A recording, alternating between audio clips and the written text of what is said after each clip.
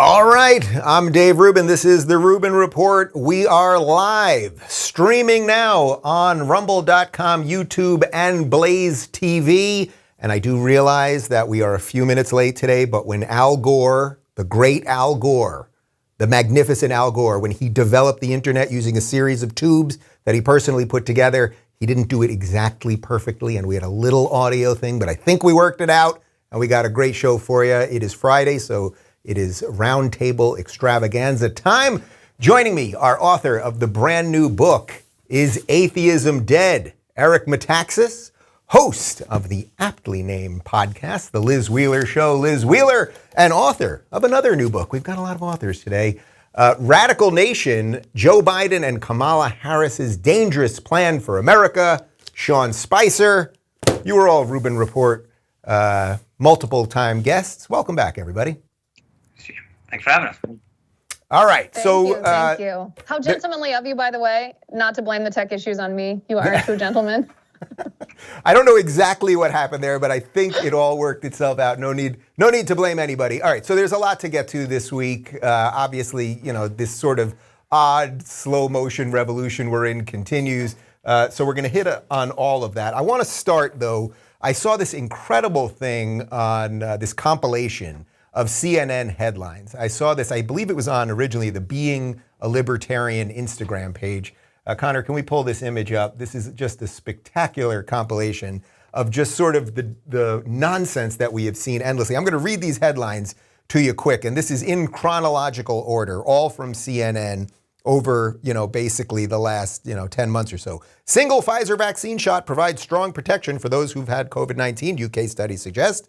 People vaccinated against COVID-19 can go without masks indoors and outdoors, CDC says. CDC updates guidance, recommends vaccinated people wear masks indoors in certain areas. Vaccine protection against COVID-19 wanes over time, especially for older people, CDC says. Johnson & Johnson vaccine recipients should get their second dose as soon as it's possible, experts say. Three doses of COVID-19 vaccine are likely needed for full protection, Fauci says. Immunocompromised may need a fourth COVID-19 shot, CDC says. Why vaccinated people dying from COVID-19 doesn't mean the vaccines are ineffective. This is just a small sampling of the crazy, conflicting nonsense we have been spoon-fed by mainstream media. Sean, I will start with you on this one. As a man that worked for the previous administration, as a guy with the TV show, and someone that tries to communicate some level of truth to people, I'm starting to think we can't trust CNN. What do you think? Well, first, I just got to say I'm glad that we're doing this on Rumble, because on YouTube, after everything that you just said, they would have shut this down. You are not allowed to question Lord Fauci. You know better than that. Look, the level of confusion and hypocrisy, double standards, changing scenarios continues to be a problem. And they wonder why, when they make these mandates, that people are confused and frankly don't trust the government. Eric, do you trust the government or mainstream media more? Which government? Let's start with the United States government. How about that? Listen, you want to talk about a teaching moment? We have been spoiled to death in America. We've had really generally trustworthy institutions. You cannot have self-government, a republic, unless you have a people that trusts the institutions, generally speaking. That has unraveled at the speed of light in the last few years, but it's very healthy because it's helping us as Americans understand that, first of all, we do have to think for ourselves. Second of all, we have to know that when corruption sets in, when institutions, whether it's journalists, whether it's the medical universe, whether it's the government, when they begin giving you confusing information, you understand they're simply trying to manipulate you. They're saying, let's throw truth out the window and let's use fear and pseudo facts to manipulate people. That leads to Marxism. And we're in a moment in America, most of us never thought that we could get here, but we're seeing it with our own eyes. If they did it a little slower, they might get away with it. But I think they have woken up the sleeping giant that is we the people. So I find this actually an exciting time, not just a strange, horrifying time, but an exciting and hopeful time. I like that answer because that's what I'm always trying to say to my audience. The worse it gets, it's like they're throwing everything at us right now, and people are waking up because of it. Liz, is that your sense that people are finally, I mean, you can sort of tell last couple of days in Virginia, the polls have changed because of critical race theory and just yelling that Youngkins are racist and everything. Do you sense that the average person finally might be waking up? Yeah, and I think it's because of one thing, and it's actually not because the left is being so incredibly radical. They've been radical for quite some time. It's just because they're being so open about it. Look, there's a difference between faith and trust. Trust is earned. And over the last year and a half, it's become very clear that the government has not earned our trust. We don't owe it to them like a god. We don't owe them to have faith in their actions or in their words or in their policies or in anything that they're doing. They have to earn that, and they've betrayed us time and time again. I mean, at the beginning of this pandemic, we were told lockdown for 2 weeks to stop the spread so that hospitals aren't overwhelmed. Now, 20 months later, we are at get your 4th shot, still wear a mask, and a new study in The Lancet says that you can still transmit COVID-19. And you should give this vaccine to your children, even though the FDA says that they don't know whether it's safe. They're not going to know whether it's safe until kids take it and we see what kind of reaction they have. Literally. None of that should earn any of our trust whatsoever. And so it's prudent people. It's not just the left versus the right. It is the government versus the people right now because they have betrayed us before and they're restricting our rights doing it. Yeah, we covered it on my show yesterday. I mean, this idea that the 17-person FDA board, that one of the guys was caught on video. His name is Rubin, no relation. I can't find one other decent Rubin out there at the moment. But this guy, between Jennifer Rubin and this guy, but he literally said what Liz just illustrated, that we'll have to give it to the kids and then we'll figure out what happens. That's how bananas this is. But Eric, Eric, go ahead. You know, I was going to say, this is like the Stamp Act. Forgive me. I want to just say that this is like 1765, the Stamp Act. The government of George III takes one step too far. The American citizens, colonists, are outraged, and it leads to what we like to call the American Revolution. What is happening right now is just like that. It's a number of overreaches that are so astonishing that even your moderate American says, wait a second, we didn't sign up for this, I'm out. Sean, go ahead. I was just going to say, look, you know, we all have written books, and when you write a book, the title is important to convey what you wanted to.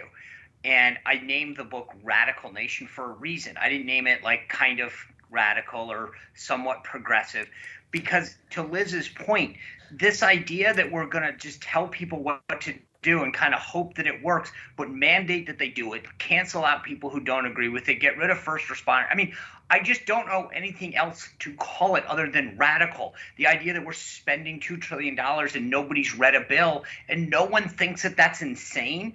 I don't understand.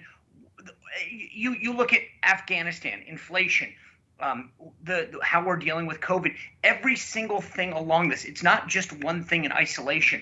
All of these things are things that 10, 15 years ago, if you had given me one of them and said, you're not going to believe what's going to happen. Dave, I was in a movie that I filmed in 2019 called Army of the Dead. It came out just a little while ago. That was a science fiction movie about forcing people to take a vaccine. And the funny thing about it was in August 2019, when Zack Snyder wrote the movie, that's how preposterous it was. The idea of forcing Americans that they had to take a vaccine or quarantine them in a isolated area out in Nevada, which is what the movie's all about. That's how crazy it is. We went from something that was supposed to be someone's sci-fi movie to our reality. Yeah, and last point on this, I just saw right before we started that California has decided that they're going to keep kids in masks through all of 2022. I mean, that's how bananas this is. But speaking about bananas, Liz, you helped break a story this week. You had an incredible Twitter thread that we'll show as you're discussing what happened. But the U.S. Navy has basically issued a blanket statement saying that they are not going to have or allow for any religious exemptions for the COVID vaccine. Can you explain what's going on here? Yeah, it's super crazy, and it's obviously so disrespectful to our service members who've sworn an oath to defend our Constitution and our nation, our safety, and to treat those with religious opposition to the COVID-19 with such animus is horrible. But I've obtained documents showing that at least at one Navy command, of over 2,500 people, and it looks like it's also at other Navy commands. There's a plan behind the scenes to issue blanket denials to service members' requests for religious exemption to the COVID-19 vaccine. Now, this is in violation of Navy policy. And remember, Navy policy, this isn't like a private sector company having terrible rules that they can change at any point. Military policy is the equivalent, essentially, to military law. So there's a military policy that says when there's a religious exemption to anything, any religious accommodation, but especially as it relates to immunizations, that it has to be evaluated on a case-by-case basis. You can't just issue blanket denials. But the documents that I've uncovered show that they actually have a template that they're using to plan to issue these denials. And the template isn't a template that includes, oh, here's, the big picture, and you can choose either yes, accepted, or no denial. No, this template automatically defaults to denial. There's also, this is where it gets a little military weeds, there's also a very specific chain of command that you use in the military when you request an exemption or a religious accommodation for a vaccine. And it appears, we certainly need to ask the question whether this specific chain of command is being violated by other people who have an agenda to deny these vaccines, because we have evidence that there's pretty significant animosity or hostility towards people with religious views. Of course, the primary reason for requesting an exemption to this vaccine is an opposition to abortion and the fact that aborted fetal cell lines were used in the testing, at least, of the Pfizer and Moderna vaccines, and the cells themselves are included in the J&J vaccine. And there's evidence of hostility behind the scenes towards pro-lifers in general and this viewpoint in general. So it certainly raises enough questions that it should spark a congressional inquiry, because service members are still allowed their religious freedom. In fact, the Supreme Court precedent here is that religious accommodations in the military should be granted when it's still possible to accomplish the goal of the military. And if it's not possible to accommodate them, then it should only be violated in the least restrictive means manner. And the burden is on the government to show that, and they are not rising to that burden here. Yeah, so this is truly extraordinary stuff. And I think it gets to Sean's point of like anything that we believed 10 years ago, wouldn't be possible now is possible. Eric, I mean, this is sort of, in some ways, what your life's work has been about. You've written several books on religion. The newest book is Atheism Dead. I mean, are we sort of at the place where an atheist, secular society on steroids has now decided to not only really come for religious people, but anyone who won't bow to the orthodoxy? That's more important than the religious part, I think. That's the thing. Because of the true Christianity at the heart of the founders' vision, they said we have religious liberty in America. So anyone who wants to be an atheist, a Muslim, any kind of Christian, anything you want, we have to have religious liberty in America. If you don't, of course, it leads to the establishment of some kind of a religion. And what we're seeing now is the establishment of a religion which is basically a kind of practical atheism. In other words, we say that, look, we don't believe what we used to believe. We're not made in the image of God. We are effectively Marxists, and we believe that the government has the ability to do whatever it likes because power is power. We used to believe that person, whether made in the image of God or not, whether you believe that or don't, that we have an inherent sanctity as individuals, and our government protected that. So when I wrote my book on Dietrich Bonhoeffer, and you see how quickly the Nazis were able to destroy a nation and take over a nation, I remember as I was writing it and in the years since thinking, how is this going to happen in America? The way the Jews were demonized and marginalized, how would that happen in America? I didn't know how it would happen, but now I see it. The vaccine idea, in other words, the idea that you can tell people, listen, yes, this was made because of aborted fetuses.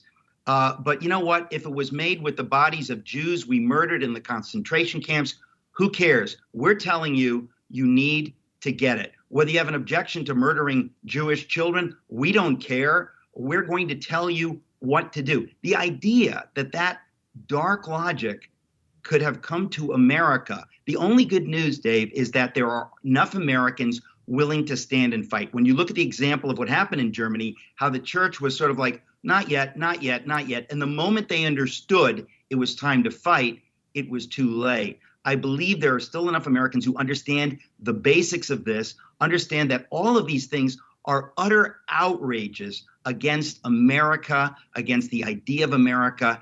and that we had better stand and fight. So these are all examples of it. It is happening very quickly. People are being demonized and marginalized by our quote unquote leadership. I never thought I'd see it, but here we are. Yeah, well said. And I like that phrase, dark logic. I could see that being the title of one of your upcoming books. Sean, as you know, our president, or the guy at least pretending to be president, Joe Biden, is in Rome right now. He's with the Pope. He's a good Catholic. They always tell me he's a devout Catholic. Why would a devout Catholic president be attacking religious liberty like this? Doesn't make sense. You know, it's funny that you bring that up. I have a chapter in my book that walks through Biden's evolution on religious liberty in life. It's funny, when he was a senator from Delaware, he talked about the fact that he was personally pro-life. He didn't want to see his views put on other people, but he was adamantly opposed about the federal government funding abortion, supporting abortion. He left it up to other people's choices, etc. He was very vocal about his Catholic faith having a role in that view. And now he's gone full 180. He doesn't support the Hyde Amendment, the Mexico City policy, all these things that prevented U.S. tax dollars from funding abortion has been thrown out the window, and he's suddenly become an abortion champion. It's amazing the shift that he has taken in order to win favor with the far left of the Democratic Party, which, frankly, let's be honest, he had to do it if he had any hope of winning a primary in the Democratic Party. That's where they are today. But it's fascinating. I think that with respect to the Pope's visit, though, I made this point earlier this week. The Pope gave, I think, Nancy Pelosi a pass by not bringing this issue of life up. Mm-hmm. If he doesn't address it with Biden today, and I know that they have already met, but I don't know that we have a full readout yet, it will be a huge, not just missed opportunity with Biden, but I think we lose authority as a church to go out and talk about why life is such an important issue if you're not going to raise it with people like Biden and Pelosi. And I think it will not just be a missed opportunity, but I think it'll be hard to bring it back up again with people lower than that. If you don't bring it up with the Speaker of the House and the President of the United States, then how can you tell any other regular citizen that it's an issue? Yeah, and by the way, you briefly mentioned... If I may jump in Yeah, go ahead, Liz. If I may jump in here for just a second, Joe Biden says he claims that after this audience with the Pope, that the Pope told him that he can continue to receive the Eucharist, continue to receive communion. Now, let me just say, I don't know if this story is true. Joe Biden is known to tell a whopper or two. But if this is true, I mean, as a Catholic, I'm absolutely disgusted. There is almost no pinnacle teaching as it relates to politics when it comes to Catholic doctrine that is clearer about the fact that abortion is a grave moral evil. And if, as a politician, you participate in policy that pushes abortion the way that Biden does, then you are also in a state of grave moral evil. That means you are in mortal sin. That means that you are rejecting Christ, because the Catholic Church teaches that all human beings are made in the image of Christ. You cannot simultaneously reject Christ and receive Christ. And if this Pope, my goodness, doesn't understand that and doesn't take that up with the most powerful man in the world, or at least the man in the most powerful position in the world, then I mean, this is so discouraging as a practicing Catholic. I don't even know what to say. This Pope is doing for the Catholic Church what Joe Biden is doing for America. They are both destroying the institutions of which they are titular pseudo heads. You know, to Sean's point on Mexico, which you mentioned really quickly, we fund abortions in Mexico. Why but it doesn't matter what your position on abortion is. Why are we funding abortions in other countries? May want to think about that a little bit. But let's move on to the second story here, because this was really an extraordinary thing this week. So everyone watching my show gets the fight against critical race theory. And of course, the big story was that Merrick Garland, our Attorney General, in essence was sicking the Department of Justice on parents who were showing up to school board meetings to fight against it. Not because they were actually doing anything truly threatening, but he was in essence calling parents who show up and say, hey, I want to be involved in my kids' education. He was calling them domestic terrorists. Well, he had to testify this week, and it got a little spicy. Let's take a look. You've cited as the basis for that directive the National School Board Association's letter of September 29th. Was that directive being prepared before September 29th, before the School Board Association letter was issued? I don't believe so. Certainly, I didn't have any idea. So it was only prepared to okay, I think that answers the I question. already answered that So, question so you before. keep citing the school board letter and news reports. Right. One of the news reports cited in that letter, which you presumably mean, is from Loudoun County, Virginia. No, that's Scott- not. That is not what I was talking about. I was Well, talking about- you keep citing news reports, and that's the most prominent news report that anyone in America has seen. That refers to Scott Smith, whose 15-year-old daughter was raped.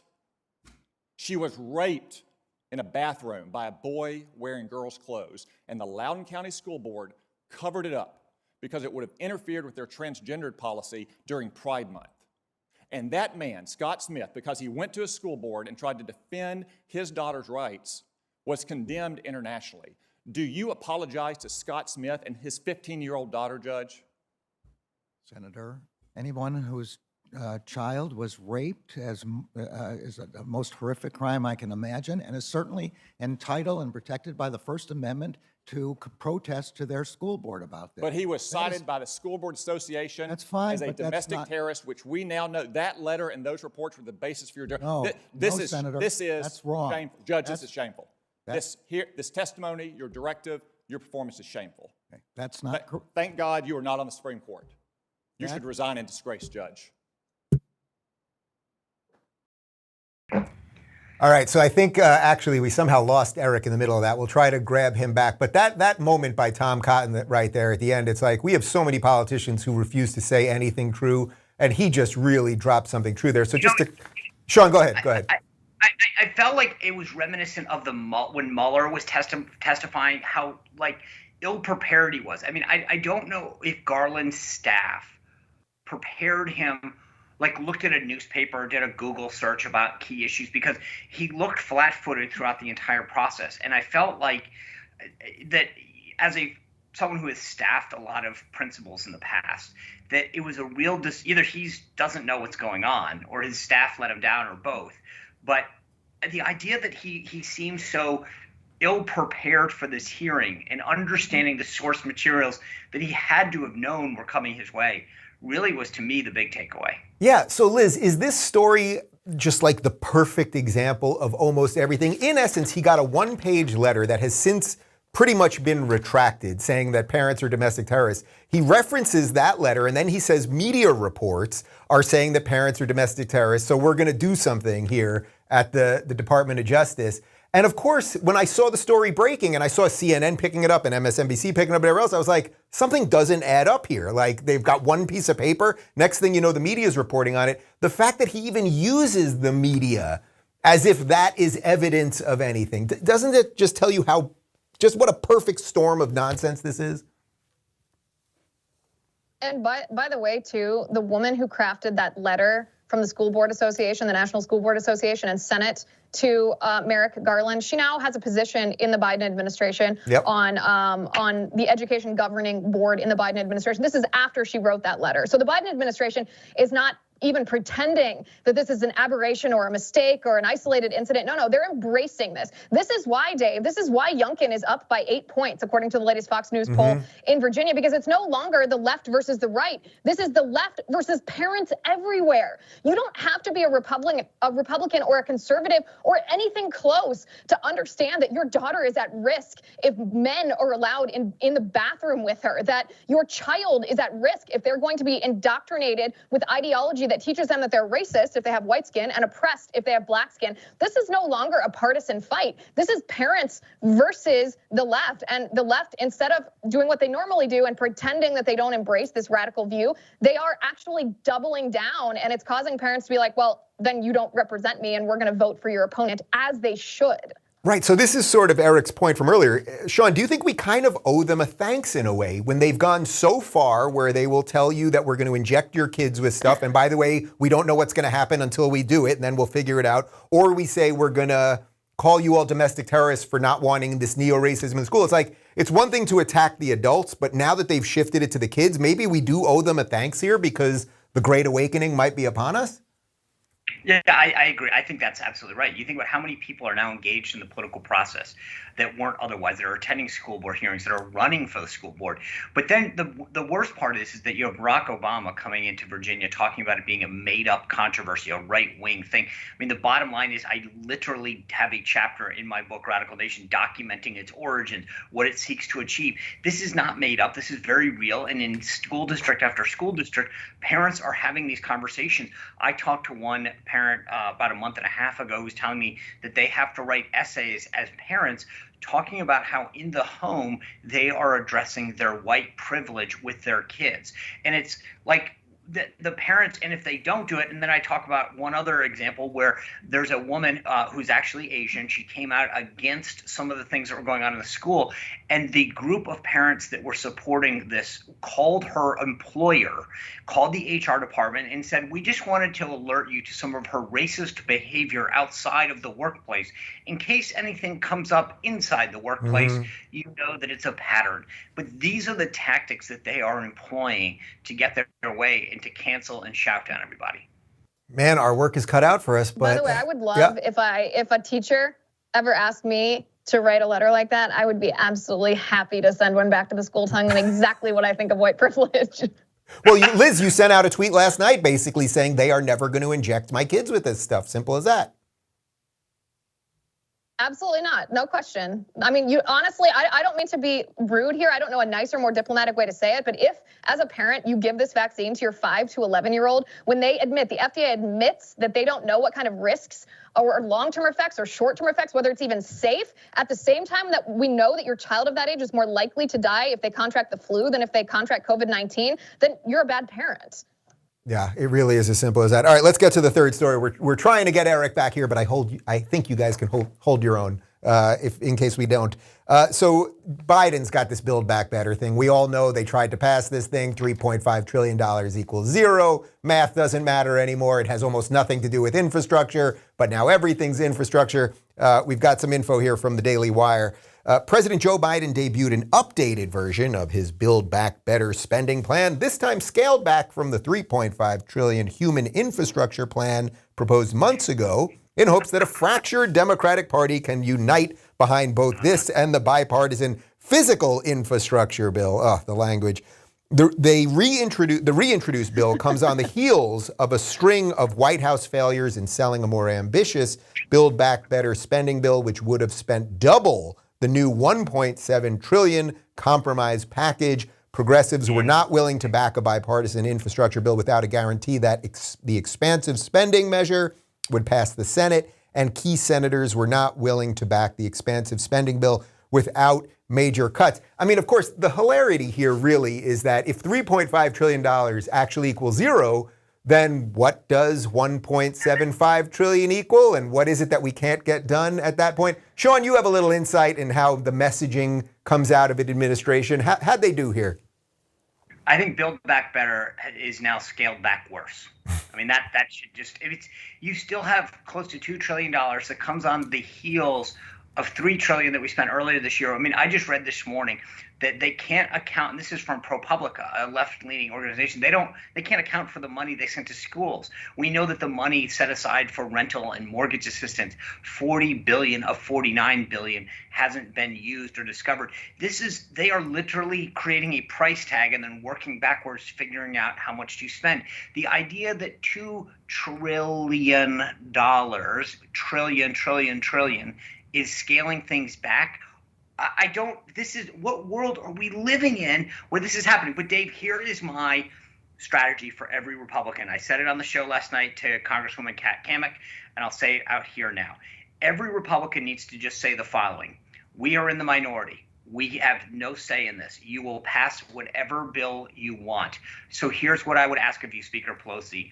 Let your own members read it. Give them enough time, because that's my challenge. Name one member of Congress that can actually say at the time that they vote for Zero. it that they actually have read it.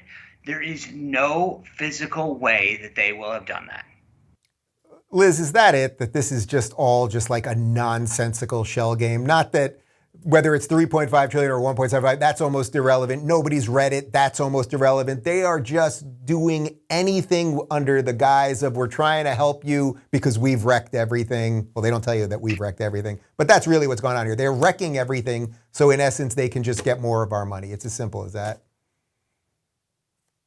Yeah, I mean, I never thought I'd say this before, and I'll probably never say this again, but I really appreciate Congresswoman Alexandria Ocasio-Cortez and Congresswoman Ilhan Omar and all of these progressives derailing this, because the longer we can prevent this from being imposed on the American people, the better for us all. I mean, they're using this strategy that, Dave, you and I and several other conservative commentators identified a long time ago, where they take the idea of an emergency and they use this idea of emergency to instill fear in people. And then when people are crippled with fear and hysteria, they say, we'll be your saviors. We'll rescue you if only you let us have control. And a lot of people in their fear, in this facing what they think is an emergency, they hand over their rights and their freedoms and even some privileges and control and power. And the government under Joe Biden and his radical administration, Sean is exactly right to name his book Radical Nation. Under this radical administration, they are not going to stop trying to take our rights and our liberties and power and freedom until we say enough and stop letting them do it. And this bill is just another example. I mean, it's rife with their agenda: climate change and abortion and taxes on the rich and crippling the economy and all kinds of stuff that hurt everyday Americans, that will cause the price of goods to go up and our wages to go down, cause jobs to be scarcer, cause all kinds of ramifications that the liberal elite in Washington, D.C. won't feel, but you and I will. Look, I want to say one quick thing that everyone needs to understand is crucial, and this is the point that I make in the book. Whether it's the spending, making D.C. a state, passing or packing the court, letting folks flow over illegally our southern border, federalizing elections, every single thing is in pursuit of permanent political power. It all ties together. It's not about a policy. It's about how much money can we get out of the government to people to get them addicted. It's about voting rights. It's about creating people who will keep them in power. It's about creating a state that will give them 2 Democratic senators. Everything that the left is doing right now is in pursuit of permanent political power, and that is crucial to understanding everything that they do in their motives. Yeah, well said, Sean. On that note, guys, wait, well, we do have to wrap, unfortunately, but Sean, you are in LA right now at a hotel. I will not reveal your location so that your fans don't mob the hotel, but you live in Florida, is that correct? No, I live in Virginia. You live in Virginia. I thought you were in Florida. I was going to have a really nice Florida ending to this thing because I'm going to see Liz over the next couple days at the National Conservatism Conference. I'm leaving tomorrow morning. I'll be in Florida, That's right, in Florida for a week. I thought maybe we could have figured out some sort of Florida. I'm going down. I'll be down in a week. So I may. Who knows? I'll be down there from the 4th of November to the 9th, I think. Oh, all right. Well, I'll still be there for at least part of that. Guys, I'm going to finish up without you, but I appreciate you picking up the heavy lift. We lost Eric. I don't know what happened. Maybe they got him. You know, they got him. Not to buy my book. That's what I was told. The agents. He said, "I want to go buy your book." The agents got him. He didn't call out YouTube at the beginning, so you never know. Oh, well, there you go. Thank God we're on Rumble. All right, guys, have a great weekend. I'm going to finish up without you, and Liz, I'll see you tomorrow. You bet. All right, everybody. All right, a little technical snafu today. We had a little something up front, and then we lost Eric somehow. The pipes, what can I tell you? The pipes, they're weird on this internet, which is why we are going to build a parallel internet, and that's why this week was so huge, not only for me personally, but I really, really think this week is going to be remembered for a long, long time, because I think the Rumble acquisition of Locals is just such a perfect melding of companies that are trying to fight the big tech nonsense. Growth on both sites was spectacular this week. I'm really proud of what we've done. I want to give a shout out, by the way, to my co-founder of Locals, Asaf, who not only sold his first company this week, but became an American citizen this very morning. So Asaf, I'm going to see you tomorrow, and dinner is on me. Welcome to America, my friend. What a great American story that is. Like, you sell a company and become a citizen the same week. Like, the American dream is still alive, and some of us just need to wake up to find it, right? On that note, I am heading to Florida tomorrow. If you guys are in the Florida area, or if you can get there, I am speaking at the National Conservatism Conference. Marco Rubio, Josh Hawley, Peter Thiel, Liz Wheeler, Chris Rufo, Michael Knowles. Give me a couple other names. Who else do we got there? Everybody. Glenn Lowry, Ted Cruz. Like, it's just sort of everybody that I think is sort of interesting politically right now, and the people that are trying to figure out, once we get through this progressive madness, what will America look like? And guess what? It's going to look pretty broad politically, and I think that can all fit under this sort of new conservatism umbrella. I really do. I'll probably be a little more on the libertarian side of it. There'll be a little more of a religious side of it. Like, it can work, and we're going to really, that's what the whole purpose of the conference is. It's a 4-day conference to really churn through how do we take all of the things that we love about America, but then accept that we can't necessarily have everything we want, and there's going to be all sorts of people living here, and we don't want to jail them even if they want to jail us. That's what the whole conference is going to be about. Douglas Murray will be there. I'm giving a couple talks. I'm opening the conference tomorrow. No, not tomorrow. I'm opening the conference on Sunday, and then I have a solo talk. I'm doing something with Douglas and Yoram Harzoni and Sohrab Amari. So it's just going to be a great conference. If you can get to Orlando, please do join us. We'll be taping some shows there. Locals is sponsoring the event. And then I'm spending a couple extra days in Florida. I have my reasons, okay? I've said enough. Have a good weekend, everybody, and we'll see you on Monday.